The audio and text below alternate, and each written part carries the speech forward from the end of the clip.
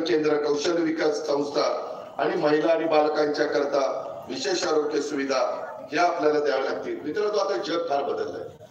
लाडक्या बहिणींनो, आता कृत्रिम बुद्धिमत्ता आलेली आहे. त्याच्यामध्ये तुम्ही जे काम करता, आता शेतीमध्ये पण एआयचा वापर केला जातो.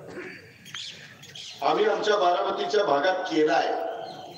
ज्याचं 70 टन ऊसाचं उत्पन्न निघत होतो तो 100 टन काढायला लागला.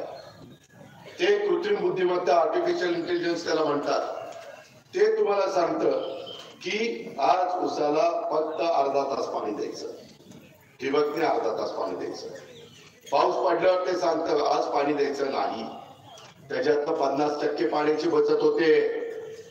बळीराजा शेतकऱ्यांनो, खताची 50% बचत होते. आणि जो 60-70% टन काढत होता तो 100 टन काढायला लागला. जो 100 टन काढत होता तो 140 टन काढायला